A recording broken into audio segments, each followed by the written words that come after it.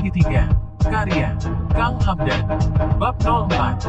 Sebelum berpisah, keduanya kembali lagi berbagi kehangatan asmara mereka walau dengan hal-hal kecil, namun mampu membuat cinta di hati keduanya kian merekah. Udah dulu ya mas, besok masih banyak waktu kok, ucap Sally sambil tersenyum manis, namun sekali lagi saling berbagi sebelum Andi turun dari mobil. Oke sayang, jangan lupa ya, bawa aku ke dalam mimpimu. Ucap Andi setelah melepaskan pelukannya sambil menatap wanita cantik itu yang tersenyum genit. Tentunya dong, tapi awas kamu pun jangan malah memimpikannya wanita lain, harus membawa aku juga ke dalam mimpimu mas. Katanya. Setelah itu Andi segera keluar sesudah membuka pintu mobil, sedangkan Sally langsung melanjutkan perjalanan pulang dengan hati senang, karena malam itu ia telah mendapatkan cinta Andi. Namun tanpa disadari Sally, kedua adiknya sama-sama merasa cemburu, ketika tahu kakaknya baru pulang hingga larut malam sesudah berkencan bersama Andi. Keesokan harinya, Andi pagi itu sudah seperti biasa kembali beraktivitas di kantor sesuai jabatannya. Walaupun Andi kurang tidur dan capek akan tetapi kalau soal pekerjaan, dia selalu profesional, dan terbukti di tempat ia bekerja saat ini, menjadi salah satu orang yang sangat dipercaya Pak Denny. Saat itu, ketika Andi lagi membereskan semua pekerjaan dia, telepon berdering. Tring tring tring, halo Pak, apa ada yang bisa aku bantu? Terdengar di seberang telepon bosnya menyahut. Andi segera masuk ke ruangan saya sebentar. Tanpa menunggu jawaban Andi, Pak Denny segera menutup telepon. Setelah itu Andi segera keluar dari ruangannya menuju ruang eksekutif Pak Denny. Setelah mengetuk pintu dan dipersilakan ia segera masuk ke dalam ruangan itu, terus duduk di depan pria parubaya itu setelah dipersilakan duduk, lalu bertanya. Ada apa memanggilku Pak? Apa ada pekerjaan yang harus segera aku bereskan? Bukan. Kata Pak Denny, begini Andi, tolong kamu pergi ke tempat klien baru yang berminat sama produk kita dari salah satu perusahaan yang ada di Cengkareng. Kini sudah menunggu di sebuah kafe di Mall Pusat Kota Salatiga. Siap Pak, terus apa yang harus aku bicarakan sama klien itu? Andi kembali bertanya sebelum belanja keluar dari ruangan tersebut. Ya seperti biasa kayak baru saja, rayu dia agar jadi bekerja sama dengan perusahaan kita. Baik Pak, kalau begitu permisi, aku akan langsung ke sana sekarang juga. Iya silakan, usahakan jangan terlepas lagi. Ucapnya kembali mempertegas. Akan aku usahakan Pak. Jawab Andi. Tak lama setelah itu, ia segera keluar dari ruangan itu, kini sudah berada di dalam mobil menuju mall tersebut. Setelah sampai di Mall Pusat Kota Salatiga, Andi mencari kafe yang telah diberitahukan di mana letaknya kafe itu. Ternyata orang yang dimaksud Pak Denny sudah menunggunya. Tanpa berlama-lama lagi, mereka segera fokus pada topik utama. Akhirnya dengan kelihayan Andi dalam melobi, dua perusahaan tempat mereka bekerja sepakat bekerja sama. Sesudah klien itu pulang, sengaja Andi tidak bergegas kembali ke kantor, karena hari itu memang bebas, sebab setiap habis bertemu klien di luar kantor. Ia selalu dibolehkan langsung pulang, tak masuk ke kantor lagi pun tak jadi masalah. Inilah kebebasan yang diterima olehnya setelah bekerja dan dipercaya Pak Denny. Makanya hari itu Andi tidak balik kantor atau pulang, ia sengaja keliling mall tersebut, ingin sekalian melihat-lihat barang-barang yang dijual di mall itu. Namun tanpa terduga sebelumnya, ketika sedang berkeliling tiba-tiba ada yang menyapanya dari samping. Mas Andi. Serentak Andi melirik ke arah datangnya suara tersebut, terlihat Sylvia sedang berjalan ke arahnya sambil tersenyum manis padanya. Aku kira siapa yang memanggilku, ternyata kamu Sylvia. Begitu sampai ke hadapannya Sylvia segera menyapanya. Lagi apa kamu di mall mas, apalagi belanja? Lagi mencari kamu Via. Jawabnya menggoda sambil tersenyum tipis. Ih gombal, tapi yang benar mas. Kalau mencariku, kan bisa datang ke rumah.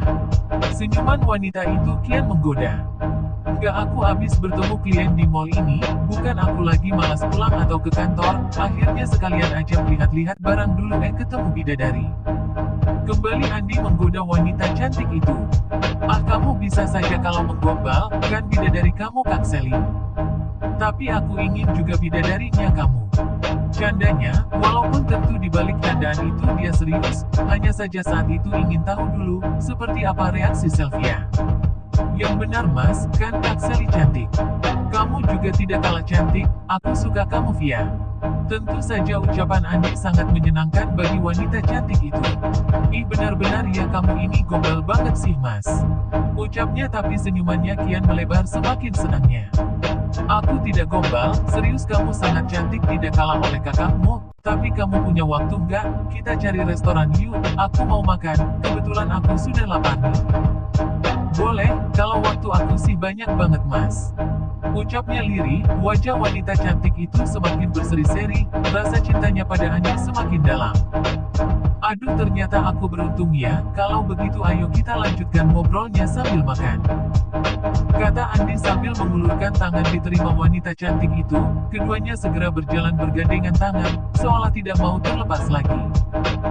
Begitu mereka sampai di restoran tujuan, Andi segera memilih tempat duduk di samping jendela kaca, mengarah ke pemandangan jalanan raya yang tengah padat oleh kendaraan. Andi segera memanggil pelayan, keduanya memesan makanan favorit mereka masing-masing. Tidak begitu lama, pesanan mereka telah tersaji di meja, tanpa membuang waktu keduanya segera melahap makanan tersebut. Kamu kesini membawa mobil sendiri apa diantar sopir Via? Tanyanya di selang waktu mengunyah. Aku diantar sopir mas. Sahut wanita cantik itu. Kalau begitu sopirmu suruh pulang aja deh, bisa nggak? Kok disuruh pulang? Nanti aku pulang gimana, mas? Sally saat itu sampai menghentikan mulutnya yang tengah mengunyah. Kan ada supir baru. Ah, kamu ini ada-ada aja, mana sopir barunya mas? Tanyanya serentak. Ini di depanmu, aku siap mengantarkan Tuan Putri kemanapun. Ucap Andi sambil tertawa kecil.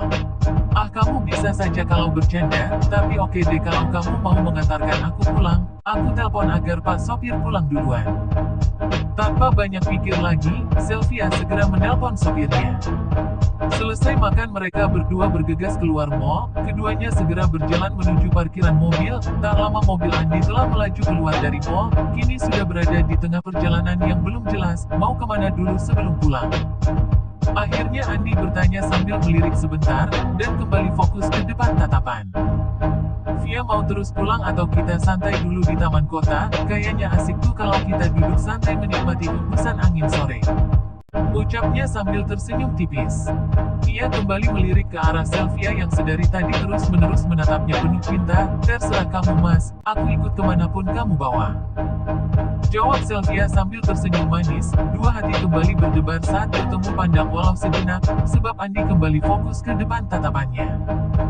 Tatapan Sylvia tidak berpaling sedikit pun, tetap menatap wajah pria tampan yang telah menjerat hatinya oleh rasa cinta. Cukup lama keduanya diam, belum ada kata apapun lagi terucapkan dari mulut mereka, namun di hati sama-sama berkecamuk termasuk hati Sylvia. Apakah benar kamu belum memiliki hubungan apapun dengan Kak Selimas? Soalnya aku mencintaimu. Inilah yang terus bergolak di dalam rongga dada wanita cantik itu, namun mulut tetap terkatup rapat meski tatapannya tak berpaling sedikit pun, tetap memandang wajah pria tampan yang tengah fokus mengemudi. Andi betul-betul mampu membuat hatinya dipenuhi rasa cinta. Tak kalah hebat Andi pun sambil fokus mengemudi, hatinya berputar-putar oleh perasaan yang kini terus bergejolak. Kenapa aku bisa bertemu tiga wanita cantik yang mampu membuat hatiku sulit memilih, siapa yang harus aku pilih dari tiga wanita ini? Bersambung. Akan seperti apa kisah mereka selanjutnya? Silakan tunggu episode berikutnya. Jangan lupa subscribe.